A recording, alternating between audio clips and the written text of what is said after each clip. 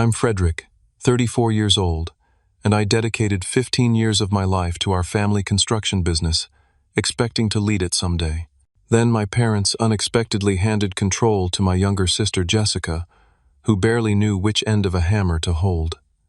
After years of sacrifice, I made a decision. Step back and let nature take its course. Family loyalty matters, but everyone has their breaking point.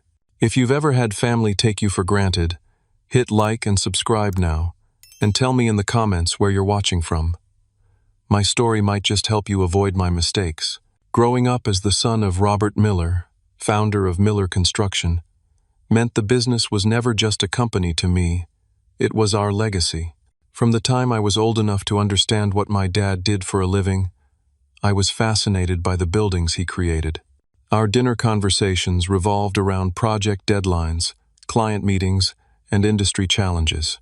While other kids had posters of rock stars on their walls, I had blueprints and sketches of houses my dad had built. Miller Construction started in our garage when I was just 5 years old.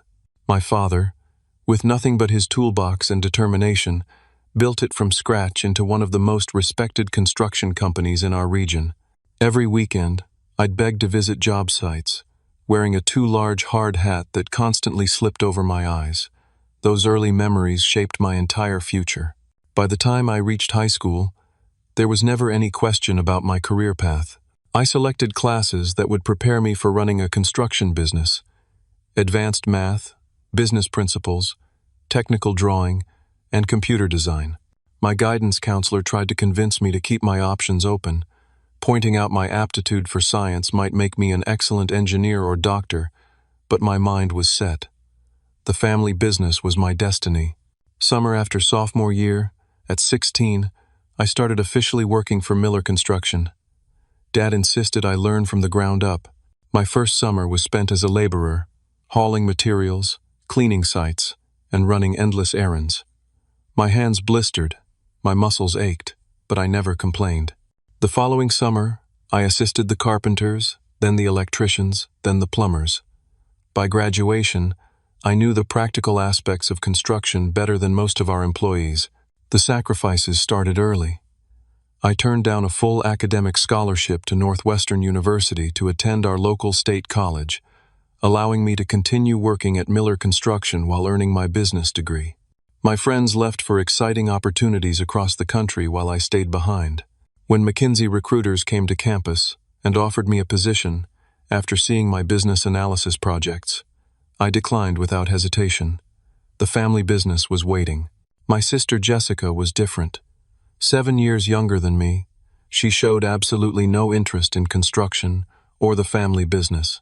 While I spent weekends at job sites, Jessica was at dance recitals, art classes, and later, social events with friends. Our parents never pushed her toward the business the way they did with me, and that seemed natural. I was the son who would take over. Jessica would pursue her own path. Our family dynamics reflected this understanding. Dad was a traditional man who believed in clear roles. Mom, Diane, supported his vision while managing the household and occasionally helping with the company bookkeeping in the early days. Family dinners often felt like business meetings, where Dad would quiz me on construction principles while Jessica rolled her eyes or texted under the table. Despite the pressure, my early years working full-time at Miller Construction were genuinely fulfilling. I loved solving problems, working with clients to bring their visions to life, and seeing tangible results of our labor. After completing my business degree, I joined full-time as a project manager, determined to prove my worth beyond being the owner's son. The company grew steadily under my contributions. When I started, we had 12 employees and handled mostly residential renovations. Within 5 years, we expanded to 30 employees and took on commercial projects. I implemented digital project management systems when most local competitors were still using paper files and spreadsheets. Our efficiency increased, errors decreased, and profits grew. Key employees became like extended family. Brian Thompson, our foreman, had been with the company since before I was born. His practical knowledge complemented my theoretical education perfectly. Linda Carson, our office manager, knew every client by name, and remembered details about their families that helped us maintain strong relationships. Marcus Washington, the brilliant architect we brought on when we expanded into design-build projects, turned our technical capabilities into artistic achievements. These core team members respected my position and gradually came to see me as a leader rather than just the boss's kid. By my late 20s, Miller Construction had become as much my creation as my father's. While he had built the foundation, I was building the future, or so I thought. As I entered my late 20s, Dad gradually handed me more control over daily operations. What began as managing single projects expanded to overseeing entire divisions. By 28, I was effectively running everything except for final financial decisions and major strategic directions, which Dad still insisted on controlling. The construction industry was changing rapidly, and I positioned us to evolve with it. I convinced Dad to invest in building information modeling software when competitors were still working with basic CAD programs. The $50,000 expenditure nearly caused him a second heart attack, but within 6 months, it had paid for itself by preventing costly errors and impressing upscale clients with our sophisticated presentations. We expanded our service area from a 30-mile radius to covering 3 counties. This meant more driving time, but also access to more affluent markets and larger projects. I personally handled client relationships in these new territories, often driving 2 hours each way for a single meeting to ensure we maintained the personal touch that had built our reputation. My biggest achievement came when I landed the Westridge commercial development contract, a $12 million project that would involve constructing an entire shopping center. Previously, we had never handled anything over $3 million. The developers had initially approached larger firms, but I spent weeks preparing a proposal that highlighted our personal attention, local connections, and commitment to quality that the bigger companies couldn't match. During this period of expansion, my work weeks regularly stretched to 70 or 80 hours. I arrived before sunrise to prepare for the day and often left well after dark, reviewing contracts and planning for upcoming projects. Weekends weren't for relaxation. They were for site visits that couldn't happen during regular working hours or for catching up on paperwork. While I poured everything into the family business, Jessica was enjoying her college experience at Brentwood University, a private school costing nearly $50,000 per year. Our parents never questioned the expense, even though it strained company finances during leaner construction seasons. Jessica majored in marketing, spent a semester abroad in Paris, and joined a sorority that seemed to have more parties than philanthropic events, based on her social media posts. The contrast between our lives couldn't have been more stark. When Jessica posted photos from spring break in Cancun, I was handling the aftermath of a subcontractor bankruptcy that threatened to derail our largest project. When she stressed about final exams, I was dealing with actual financial stress that affected dozens of employees' livelihoods. Dad's health issues began during this period. A minor heart attack at 62 scared all of us and resulted in doctor-ordered reduction of his workload. His partial step back accelerated my takeover of daily operations.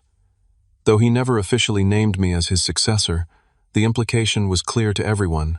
Dad would come into the office for a few hours each morning, review what I was doing, offer some advice or criticism, and then leave me to handle everything else. Mom became increasingly vocal about her pride in my leadership. "Frederick is just like you were at his age, Robert," she would say during family dinners. "The company will be in good hands when you retire."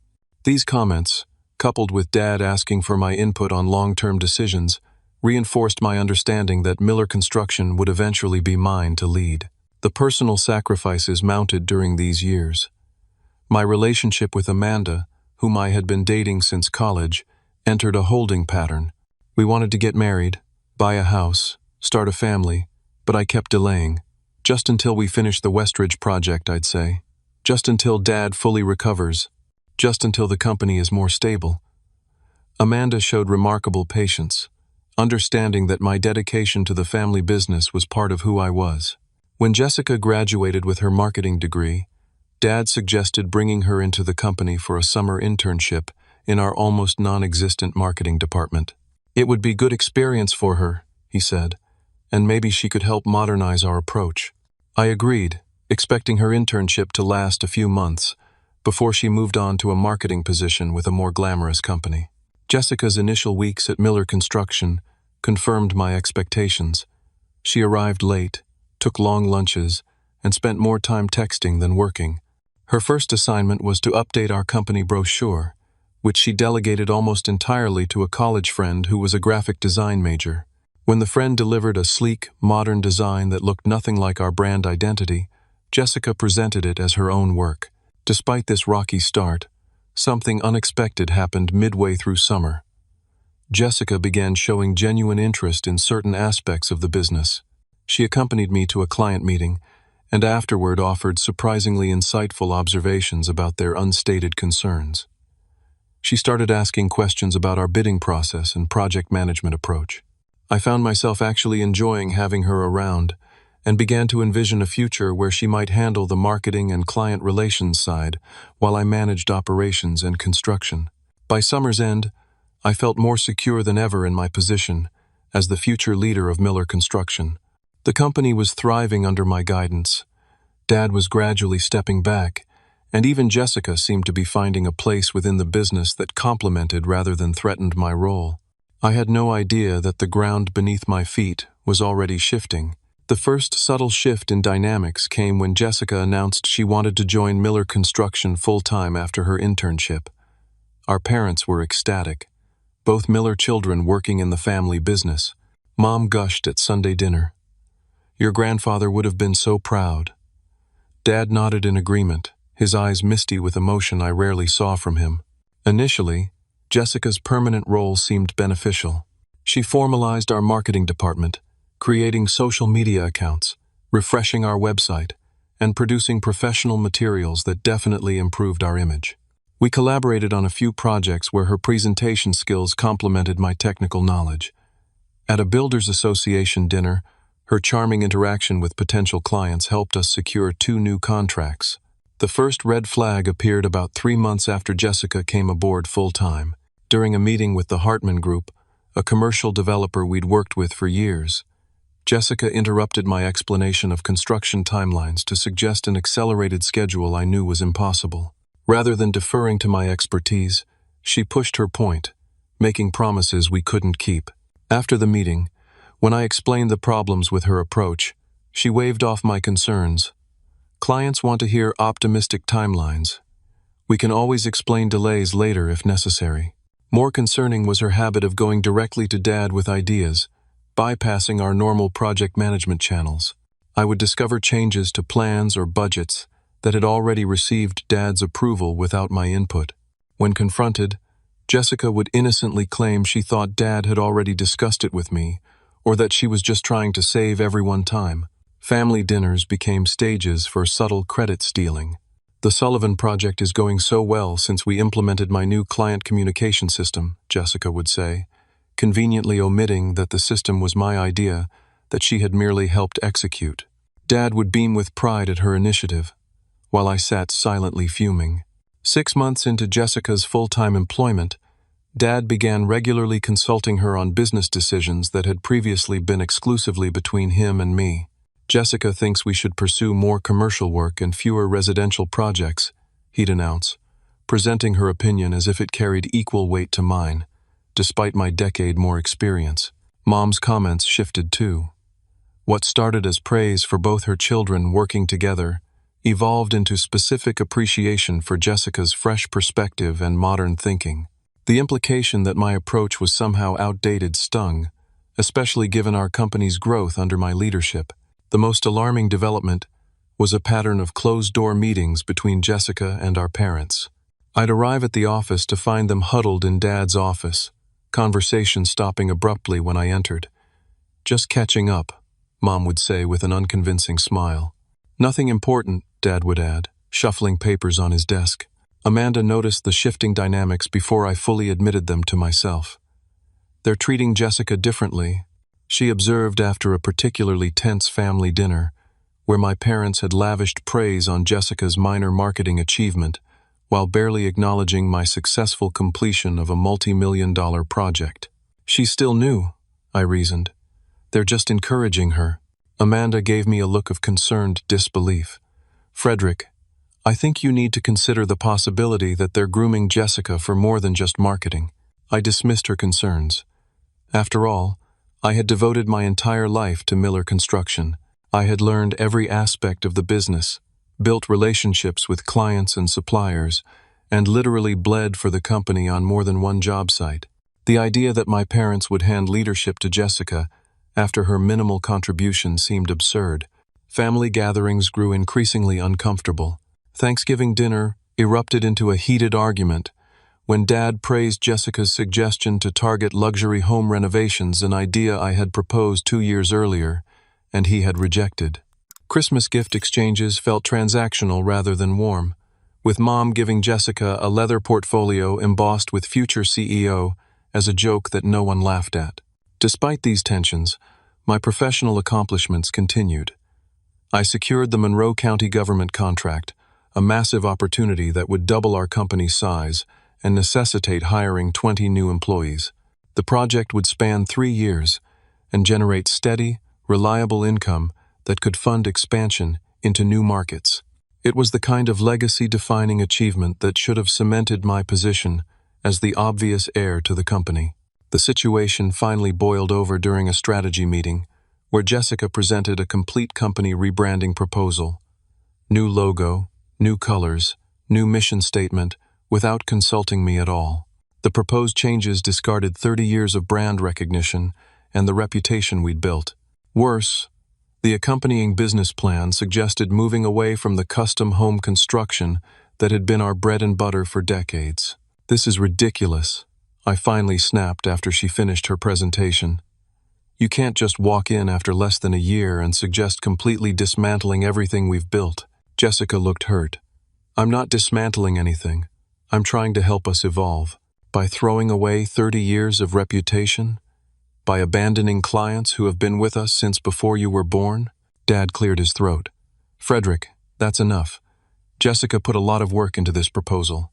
The least you could do is consider it with an open mind." I looked at him in disbelief. "Are you serious? This would completely change the direction of the company, and she didn't even discuss it with me first." "Maybe because she knew you'd react exactly like this," Mom interjected. The meeting ended with tension thick enough to cut with a saw. As everyone filed out, Dad asked Jessica to stay behind.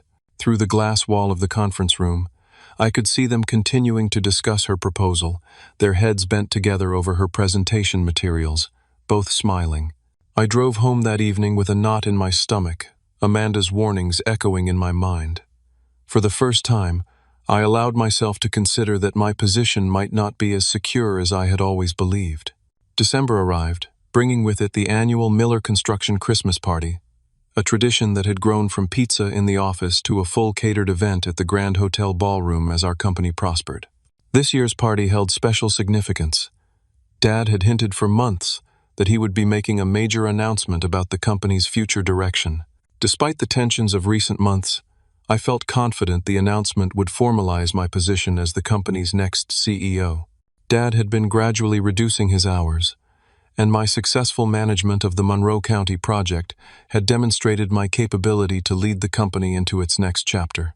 The timing made sense. Dad would be 63 in January, and he had always talked about stepping back at 65. I prepared meticulously for what I assumed would be my moment of recognition. I bought a new charcoal gray suit, had my speech professionally printed on heavy cardstock, and even practiced my remarks in front of Amanda, who offered supportive critiques on my delivery. I planned to acknowledge Dad's legacy while outlining my vision for the company's future, respecting our traditions while embracing strategic innovation. The evening of the party arrived, and everything looked perfect. The ballroom was decorated with twinkling lights and subtle construction-themed centerpieces that Linda had designed. Employees mingled with clients and suppliers, everyone in good spirits from the open bar and the year's strong performance. Jessica arrived fashionably late in a designer dress that cost more than most of our employees made in a week, immediately drawing attention as she worked the room with practiced charm.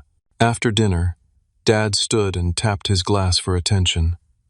The room fell silent as he began his speech, praising the company's growth and thanking key employees for their contributions. My heart raced as he transitioned to talking about the future. As many of you know, I've been considering stepping back from day-to-day operations, he said, his voice carrying across the silent room. Miller Construction needs leadership that will carry it forward for the next 30 years. I straightened in my seat, preparing to stand when he called my name, which is why I'm pleased to announce that starting January 1st, Jessica Miller will be taking over as Chief Executive Officer and majority shareholder of Miller Construction. The room seemed to tilt beneath me. Scattered applause broke out, then grew as people processed the announcement. Jessica rose, feigning surprise that didn't reach her eyes, and joined Dad at the podium. They embraced as cameras flashed, capturing the moment for the company newsletter. Jessica brings fresh energy and modern vision that will take Miller Construction to new heights, Dad continued. Her marketing background and innovative ideas are exactly what we need in today's competitive environment. I sat frozen, Amanda's hand gripping mine under the table so tightly it hurt. Mom beamed from her seat, dabbing at tears of joy. Not once did Dad mention my 15 years of service or the role I had played in building the company to its current success. The rest of the evening passed in a blur. I shook hands robotically, accepting congratulations for your family's success from clients who seemed uncertain how to address me now. Several longtime employees gave me concerned looks or squeezed my shoulder in silent support, but most were busy currying favor with Jessica, the newly anointed leader. Brian, our foreman who had watched me grow up on construction sites, pulled me aside near the bar. "This isn't right, Frederick. Everyone knows you built this company as much as your father did." I forced a smile. "It's a family business. What matters is that it stays successful." The words tasted like ash in my mouth. After most guests had departed, I found my parents and Jessica in a small group with our accountant and lawyer, champagne glasses in hand. When they noticed me approaching, their laughter died away. "Can we talk?" I asked, my voice tight with control. Privately, we moved to an empty conference room adjacent to the ballroom. As soon as the door closed, I turned to my father. 15 years. I gave this company 15 years of my life. Dad straightened defensively. "And you'll continue to have a place with us. Nothing changes for you day to day." "Nothing changes? You just gave away my future without even discussing it with me." "It wasn't your future to claim," he replied sharply. "The business belongs to your mother and me. We make the decisions about succession. We felt this was best for the company," Mom added, her tone conciliatory. Jessica's fresh approach. "Stop saying that," I interrupted. "There's nothing fresh about inexperience. She knows nothing about construction, nothing about managing projects or dealing with subcontractors or handling building inspectors." Jessica stepped forward. "That's not fair, Frederick. I've learned a lot in the past year." "A year versus my lifetime? Are you serious right now?" Dad put his hand on Jessica's shoulder. "Your sister has qualities you lack, Frederick. She knows how to talk to people, how to inspire them. Construction knowledge can be learned. Leadership is innate." The implication that I lacked leadership qualities after successfully managing dozens of employees for years was the final insult. "You'll still have a job," Dad continued. "What are you complaining about? Vice President of Operations is nothing to sneeze at." I stared at him, finally seeing clearly. This was never about what was best for the company. This was about what you wanted. You never saw me as a leader because you never looked. The drive home was conducted in stunned silence. Amanda waited until we were inside our apartment before exploding. "How dare they? After everything you've done, your father is making the biggest mistake of his life." I sank onto the couch, tie loosened, the weight of 15 wasted years crushing my chest. "He doesn't see it that way." "Then he's a fool," Amanda declared fiercely. "And Jessica? Pretending to be surprised when she's obviously been planning this with them for months? Disgusting." Sleep eluded me that night. I stared at the ceiling, replaying years of memories, learning to read blueprints on Dad's knee, carrying lumber across job sites as a teenager, landing my first major client, solving seemingly impossible construction problems that had stumped even the veterans. Had none of it mattered? Had I been deluding myself all along about my place in the family and the business? By dawn, something had hardened inside me. If my family couldn't see my value, perhaps it was time they learned exactly what that value was worth. The weekend after the Christmas party, I barely left our apartment. Amanda brought me coffee and meals, worried as I alternated between rage and despair. By Sunday evening, I had cycled through all 5 stages of grief and reached a state of cold clarity. I could quit, I told Amanda as we sat on our balcony watching the sunset. Walk away completely. There are firms that would hire me tomorrow. She considered this, sipping her tea. What would that accomplish, besides giving them an excuse to say you abandoned the family when things got tough? Her insight cut through my emotional fog. You're right. Quitting outright plays into their narrative. So what are you thinking? She asked. I'm thinking I need to talk to someone who understands both business and family dynamics. The next morning, I called Professor Martin, my former business ethics teacher who had become a mentor. We met for coffee near campus, and I laid out the entire situation. Sounds like you have 2 separate problems, he said after listening carefully. The professional betrayal and the personal one. They require different strategies. I'm all ears. Professionally, you need to protect yourself while determining your next steps. Document your contributions, secure your client relationships, perhaps quietly explore other opportunities. Personally, he paused, choosing his words carefully. You need to decide what kind of relationship you want with your family long-term, regardless of the business situation. His advice crystallized my approach. I would continue working at Miller Construction, but on my terms. No more 70-hour weeks, no more emergency calls on weekends, no more sacrificing my personal life for a company that didn't value my contributions. I spent that evening drafting a detailed plan with Amanda's input. First, I would document all my specialized knowledge contact information for key clients and suppliers, details on ongoing projects, solutions to recurring problems that only I knew how to handle. This information would be organized and stored securely, not for leverage but for my own protection. Second, I would set clear boundaries around my time and effort. 40 hours per week, not a minute more. No responding to emails after hours. No working weekends unless contractually required and compensated appropriately. Third, I would begin discreetly networking and interviewing with competitors to understand my market value and options. Finally, and perhaps most importantly, I would watch carefully and document the inevitable problems that would arise under Jessica's leadership, not out of spite, but to protect myself from being blamed for failures I didn't create. Monday morning, I arrived at the office precisely at 8 o'clock rather than my usual 6:30. Jessica was already there, sitting in Dad's old office, looking uncomfortable behind the massive desk. She smiled tentatively when she saw me. Good morning, Frederick. I was hoping we could talk about the transition.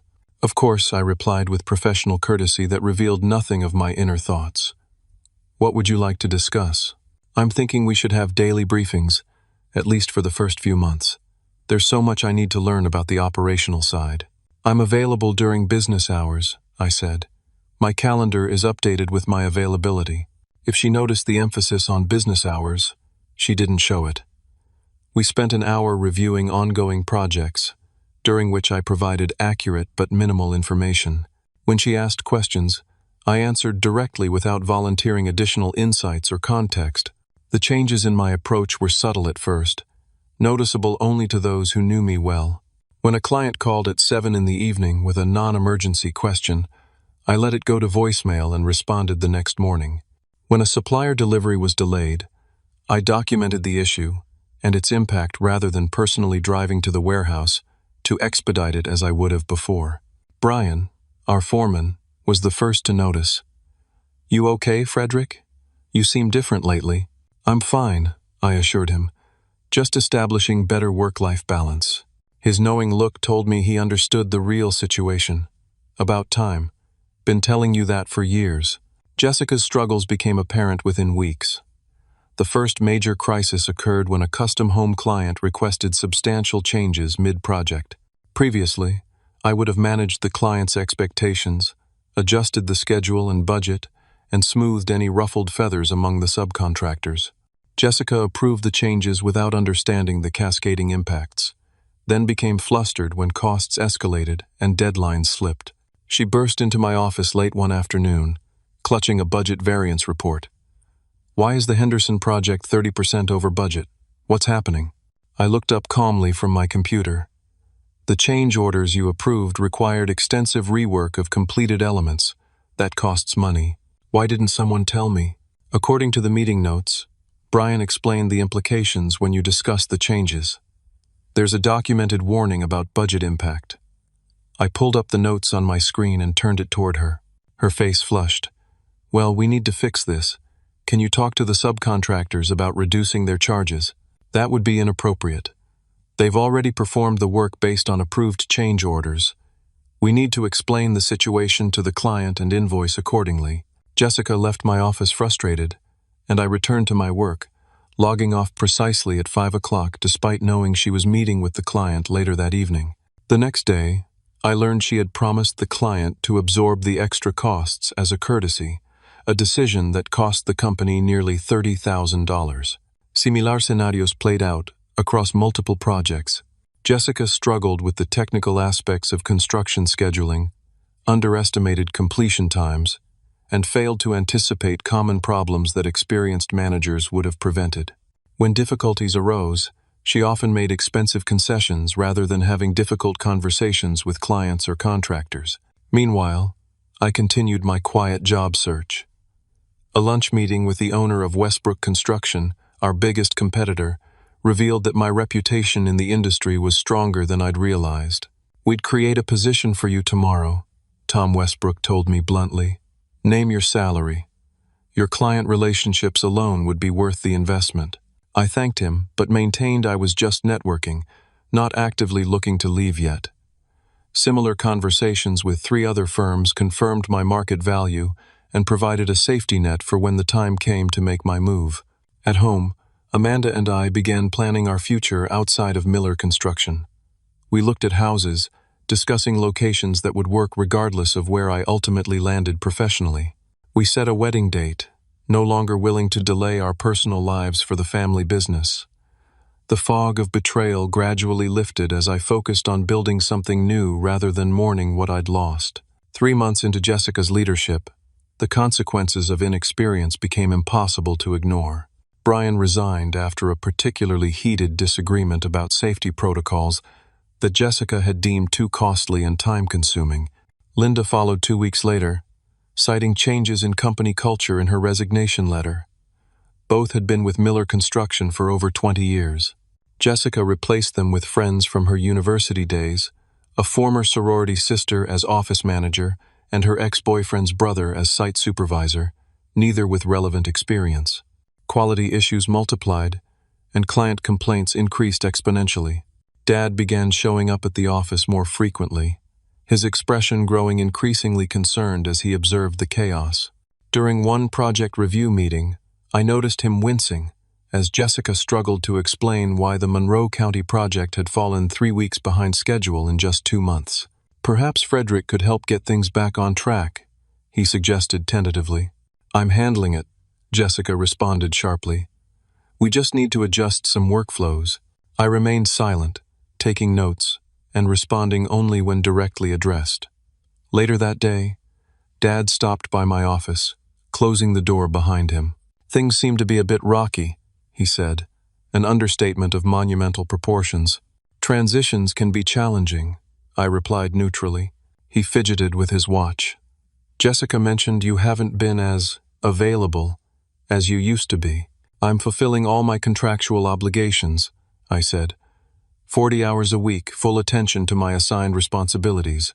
"But before, you always went above and beyond." I met his gaze directly. That was when I believed my contributions were valued and would be rewarded accordingly. He had no response to that, and after an uncomfortable silence, he left. That evening, Amanda and I received an offer on a house we loved, 20 minutes outside the city in a neighborhood we'd been eyeing for years. As we celebrated with champagne, I felt another piece of my old life falling away, replaced by something chosen rather than inherited. By the 6-month mark, Jessica's leadership had created a company I barely recognized. Half the experienced staff had left, projects routinely ran over budget and behind schedule, and our once sterling reputation was tarnished by poor quality and broken promises. Through it all, I maintained my professional demeanor, doing exactly what my job required, no more, no less. Then came the call that would ultimately force my hand. James Peterson, the county commissioner overseeing our government contract, contacted me directly rather than going through Jessica. "Frederick, we've got problems," he said without preamble. "Your team missed 3 critical deadlines, the materials don't match specifications, and your new site supervisor doesn't return my calls. What's happening over there?" I took detailed notes and promised to investigate, knowing exactly what had happened but needing official documentation. The next morning, I compiled a comprehensive report detailing the issues, their causes, and the potential financial penalties, which could exceed 6 figures. I presented it to Jessica in a formal meeting, with our project manager present as a witness. Her reaction was predictable. "This is ridiculous. Why didn't you prevent these problems?" "These areas aren't under my purview anymore," I replied calmly. "You reassigned the Monroe project to Gary last month, stating you wanted him to take more ownership of our major contracts." "Well, you need to fix it," she demanded. "You have the relationship with Peterson. I can provide information and context, but as Vice President of Operations, I don't have authority to make the necessary changes without your approval." The meeting ended with Jessica nearly in tears from frustration. That evening, I received a call from a headhunter representing CRG International, a construction firm expanding into our region. The timing couldn't have been more perfect. 2 days later, the Monroe County situation deteriorated further when an inspection revealed substandard electrical work that violated building codes. The project was temporarily shut down, triggering penalty clauses in our contract. As Jessica frantically tried to manage the crisis, I calmly prepared my resignation letter. The Monroe County project shutdown made local news, something unprecedented in Miller Construction's 30-year history. Local builder fails safety inspection on government project ran across the bottom of the evening news, while Jessica attempted damage control in an awkward interview where she clearly didn't understand the technical issues involved. The fallout was immediate. 2 other major clients called to express concerns about their projects. Suppliers who hadn't been paid on time due to Jessica's chaotic financial management began demanding payment before delivery, creating material shortages across multiple job sites. The bank called about concerning trends in our accounts, particularly the rapidly shrinking cash reserves. Brian, our former foreman, who had taken a position with a residential builder, called me privately. "Word's getting around, Frederick. Subcontractors are adding premium to their bids for Miller construction jobs because they don't trust they'll get paid on time." I thanked him for the information and added it to my growing documentation. It wasn't schadenfreude driving me. It was self-preservation and a desire for truth to be recognized. 3 months and 2 weeks into Jessica's leadership, the first major project collapsed entirely. The Riverside commercial development, a strip mall that had been 90% complete when Jessica took over, fell 6 weeks behind schedule after she repeatedly changed finishes and layouts to improve aesthetics without consulting the tenants who had already signed leases based on the original designs. The anchor tenant pulled out, citing breach of contract, which triggered an exodus of other committed businesses. The property owner threatened litigation, and suddenly Miller Construction was facing not only lost revenue but potential legal expenses and damages. That weekend, my parents called a family dinner, the first in months, as tensions had made our usual Sunday gatherings too uncomfortable to continue. Amanda and I arrived to find my parents looking tired and stressed. Jessica arrived late, eyes red from crying. Dinner was a silent, awkward affair until Dad finally cleared his throat. "We need to discuss the business." "What about it?" I asked, taking a sip of water. "Things aren't going as smoothly as expected," he admitted, the understatement of the year. Mom jumped in, still defensive. "Any new leadership has adjustment periods. Jessica just needs more time." "Time won't fix fundamental problems," I replied calmly.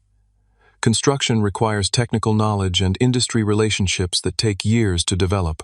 "Are you saying I'm incapable of learning?" Jessica snapped, her composure cracking.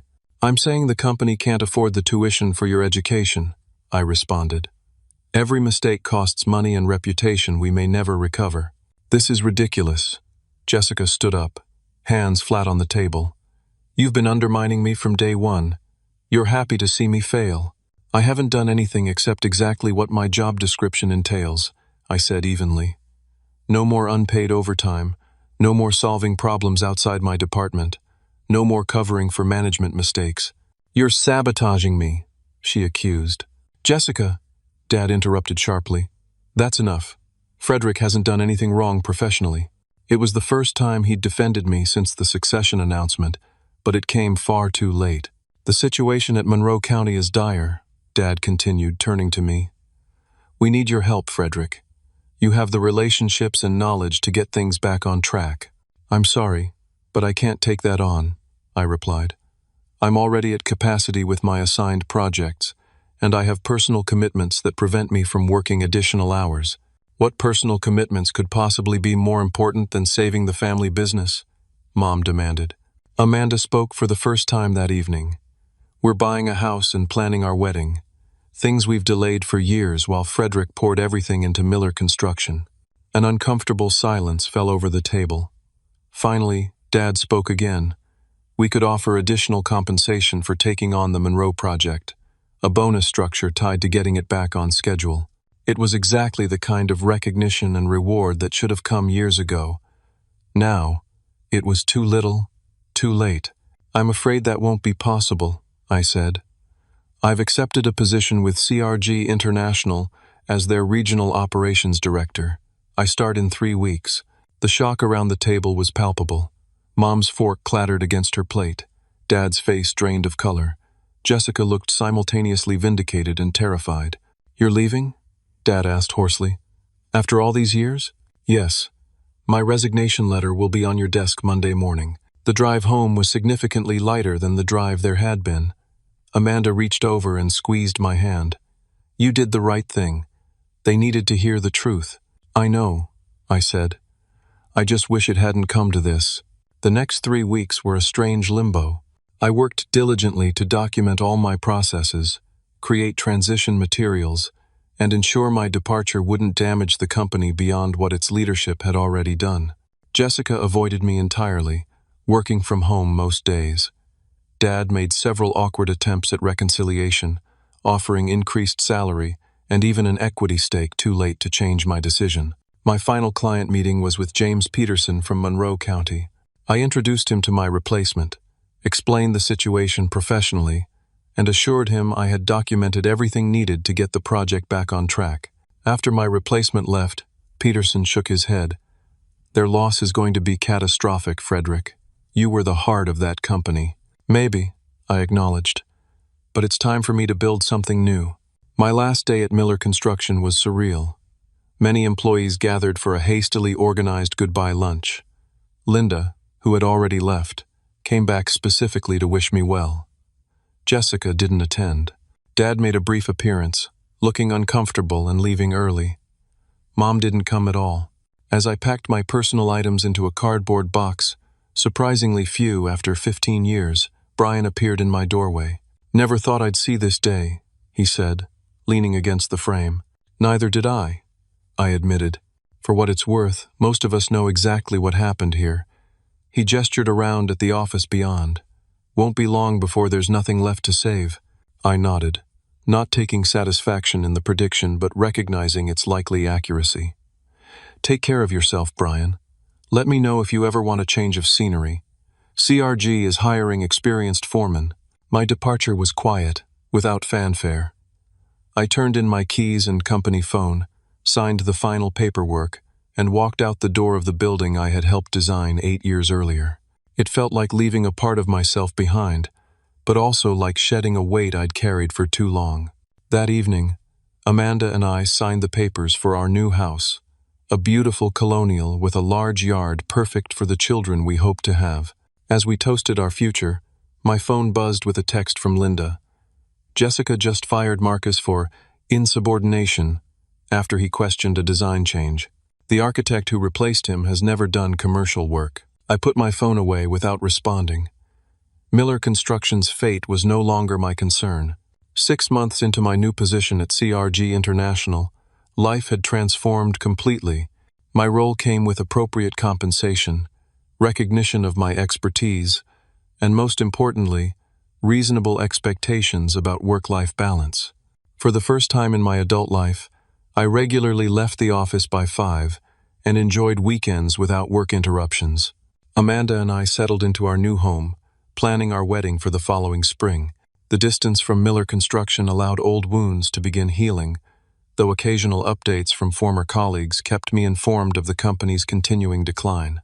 Monroe County had ultimately canceled their contract after repeated failures to meet revised deadlines, resulting in a financial penalty that reportedly strained the company's resources to breaking point. 3 more experienced project managers had resigned, followed by their teams.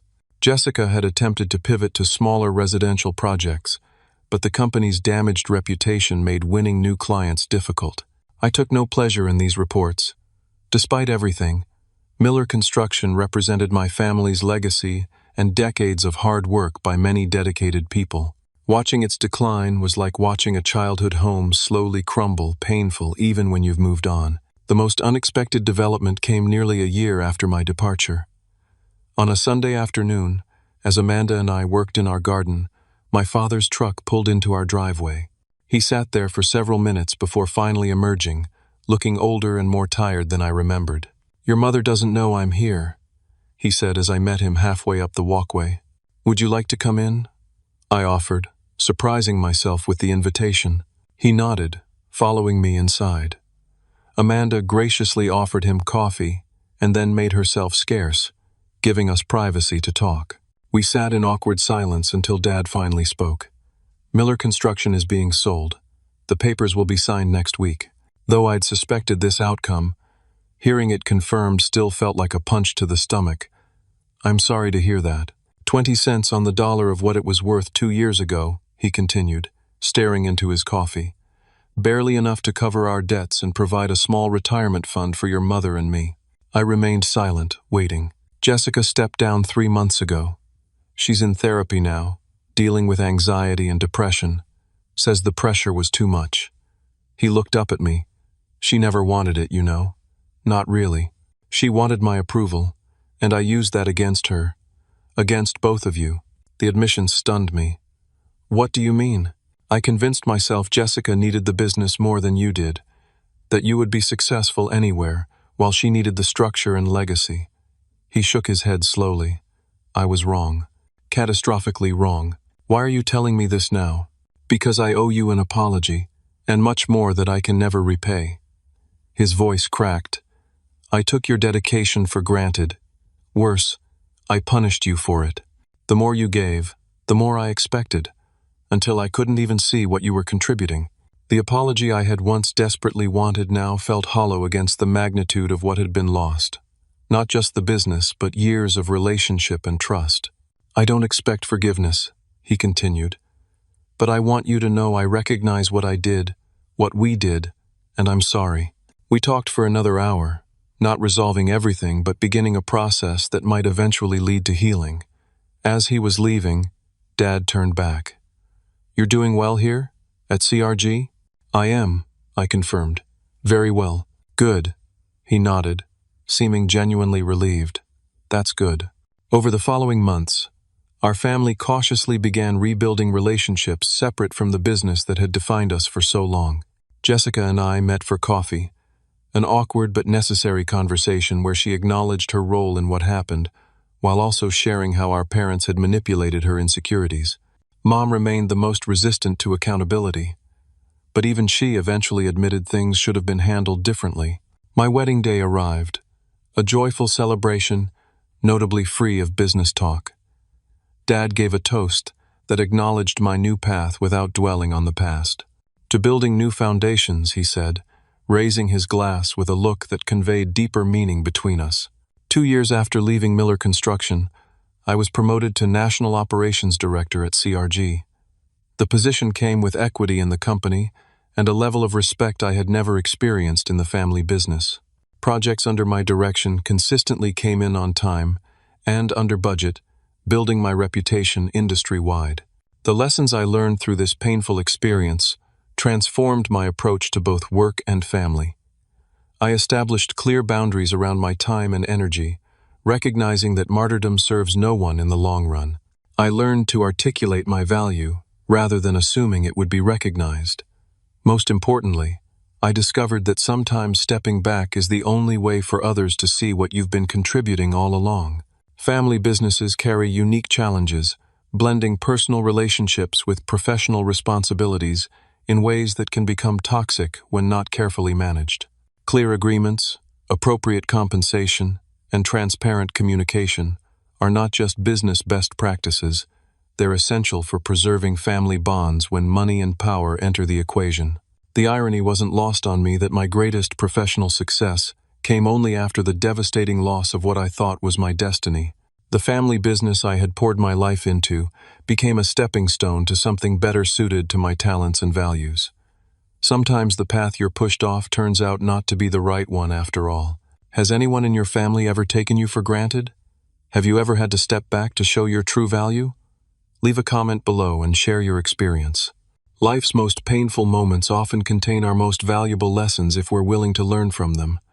Don't forget to like, subscribe, and share this video if it resonated with you.